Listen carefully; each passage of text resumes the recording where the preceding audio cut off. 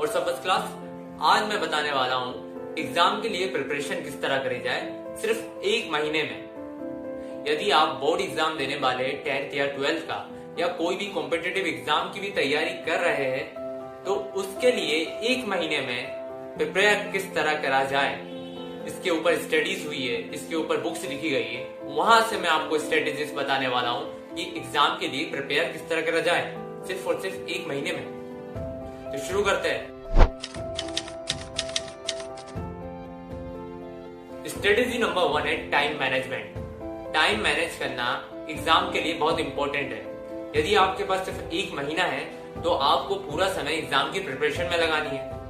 आपको एक मिनट भी बर्बाद नहीं करना है और इसी के लिए आपको जरूरत है एक बैलेंस शेड्यूल बनाने की, जहां पे आपको पता हो कि आपको किस टाइम पे कौन सा सब्जेक्ट पढ़ना है। आप सब्जेक्ट को मिक्स नहीं कर सकते कि एक के बाद एक सब्जेक्ट पढ़ा है बिना कोई स्ट्रेटेजी के। इसलिए आपको एक टाइम टेबल बनाने की जरूरत है। और यदि आपको एक अफेक्टिव टाइम टेबल बनाते नहीं आता तो आप मुझे बताइए, मैं इसके लिए एक वीडियो लाऊंगा और एक अफेक्टिव टाइम टेबल बताऊंगा जिसे आप बनाएंगे ही नहीं, उसे फॉलो भी करना आसान होगा आपके लिए। सो जरूर बताइएगा मुझे। इसलिए टाइम टेबल बनाना बहुत जरूरी है ताकि सेम सब्जेक्ट को आप बार बार रिपीट ना करें और हर सब्जेक्ट को बराबर टाइम दे पाए और एग्जाम के लिए बेहतर परफॉर्म कर पाए। यदि आपको टाइम मैनेजमेंट रिलेटेड स्ट्रेटेजीज जाननी है तो मैंने इसके लिए पहले से एक वीडियो बना के रखी है, आप वो वीडियो देख सकते हैं। आपको बहुत पसंद आने वाली हो वीडियो और आपके बहुत काम आने वाली हो वीडियो, तो उसे भी देखिएगा इस वीडियो के बाद। स्ट्रेटेजी नंबर 2 है प्रिपेयर रिवीजन नोट्स। नोट्स बनाना बहुत इंपॉर्टेंट है क्योंकि सब्जेक्ट बहुत वास्ट होता है और उसमें ढेर सारे टॉपिक्स होते हैं, तो आप हर टॉपिक को पूरा शुरू से लेकर लास्ट तक नहीं पढ़ सकते और यहीं पे आपके नोट्स काम आते हैं। नोट्स हमेशा टू द पॉइंट होने चाहिए और इम्पोर्टेंट पॉइंट्स उसमें होने चाहिए ताकि एग्जाम से पहले आपको देखते से समझ में आए कि वो टॉपिक क्या कहना चाहता है। इसलिए ब्रीफ और अच्छे नोट्स बनाने की आदत डालिए। यदि आपको ये नहीं पता कि इफेक्टिव नोट्स किस तरह बनाए जाएं, तो आप मुझे बताइए, मैं इस पे भी एक वीडियो लाऊंगा। मैं सोच रहा हूँ कि एग्जाम प्रिपरेशन पे पूरी सीरीज बना दी जाए, जहाँ पे मैं आपको इफेक्टिव टाइम टेबल किस तरह बना जाए, नोट्स किस तरह बनाए जाए, प्रीवियस ईयर पेपर को एनालाइज करके इंपॉर्टेंट टॉपिक्स को किस तरह निकाला जाए, एग्जाम टाइम में टाइम मैनेजमेंट किस तरह करा जाए, एग्जाम को किस तरह लिखा जाए चेकर के पॉइंट ऑफ व्यू से, और जितनी भी टिप्स एंड ट्रिक्स होती है मैं आपको सभी बताने वाला हूँ इस सीरीज में। इसके लिए आपको सिर्फ इतना करना है कि आपको कमेंट बॉक्स में जाके लिखना है सीरीज और आपको ये पूरी सीरीज मिल जाएगी। और दूसरा काम आपको ये करना है कि आपको इस वीडियो को शेयर करना है अपने दोस्तों को, अपने छोटे भाई बहनों को, ताकि उनका भी फायदा हो। स्ट्रेटेजी नंबर 3 है solve previous year question papers. यदि आपके पास लिमिटेड टाइम है और आपको एग्जाम की प्रिपरेशन करनी है तो previous year question paper solve करना सबसे बेस्ट स्ट्रेटेजी है, जिसे करके आप अच्छी तरीके से एग्जाम के लिए प्रिपेयर कर सकते हैं। एग्जाम पेपर जब आप सोल्व करते हैं तो आपको पता चलता है एग्जाम के फॉर्मेट के बारे में, आपको इंपॉर्टेंट टॉपिक्स के बारे में पता चलता है। लेकिन काफी सारे स्टूडेंट इस भ्रम में रहते हैं कि वो पहले एक स्पेसिफिक टॉपिक को पूरा कंप्लीट करेंगे या किसी सब्जेक्ट को पूरा कंप्लीट करेंगे तब previous year question paper solve करेंगे। लेकिन आपको ऐसा नहीं करना है, आपको पहले दिन से ही previous year question paper solve करना है। आप पेपर उठाइए और सोल्व करना शुरू करिए। यदि आपको नहीं आ रहा है तो उस टॉपिक के बारे में पढ़िए, उस क्वेश्चन के आंसर के बारे में पढ़िए और फिर सोल्व करिए। स्ट्रेटेजी नंबर 4 है never cram before the exam. हम स्टूडेंट्स की आदत होती है कि हम रटना शुरू कर देते हैं एग्जाम शुरू होने से पहले, जो कि टोटली रॉन्ग वे है। मैं आपको एडवाइस देना चाहूंगा कि कभी भी न्यू टॉपिक्स को ना पढ़ें एग्जाम शुरू होने से पहले, क्योंकि यदि आप ऐसा करेंगे तो इसकी पूरी पॉसिबिलिटी है कि आपने जो पहले से पढ़ा है आप वो भी भूल जाएंगे।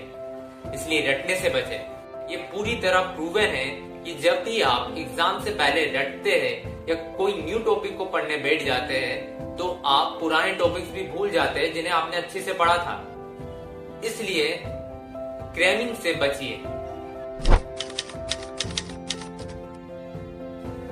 स्ट्रेटेजी नंबर 5 है रिव्यू विद इन 24 आवर्स। आपने जो कुछ भी पढ़ा है आपको एग्जाम से पहले उसका रिवीजन करना है सिर्फ 24 आवर्स में। यदि आप ऐसा कर लेते हैं तो आपने जो भी पढ़ा है उसे आप लंबे समय तक याद रख पाएंगे। और इस बात को हमेशा याद रखना है कि आपको अनकवर्ड सिलेबस या अनलर्न चैप्टर्स नहीं पढ़ने हैं एग्जाम से कुछ दिन पहले।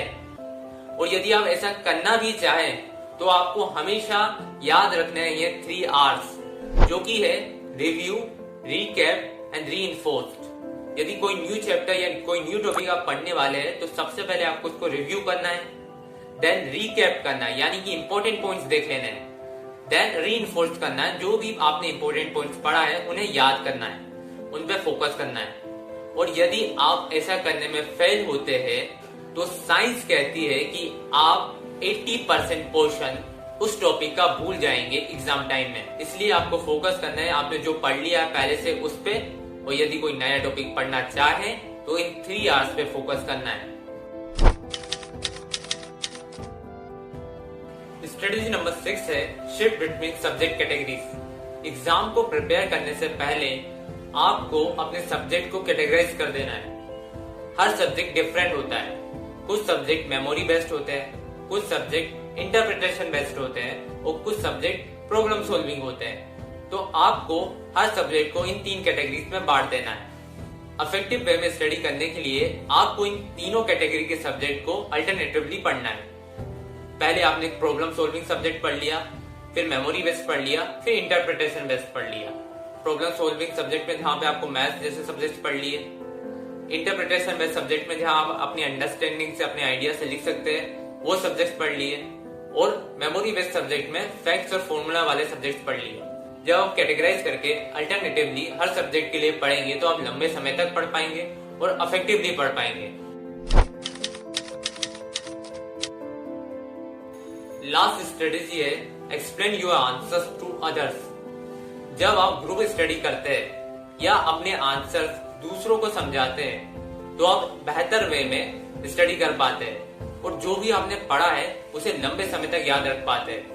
इसी के साथ साथ आपको ये भी पता चलता है कि आप कहाँ लेग कर रहे हैं और किन टॉपिक्स पे आपको ज्यादा हार्डवर्क की जरूरत है। इसलिए कोशिश करिए कि आप ग्रुप स्टडी कर पाए, और यदि कोई नहीं है आपके आसपास तो आप मिरर के सामने अपने आप को ही समझाइए।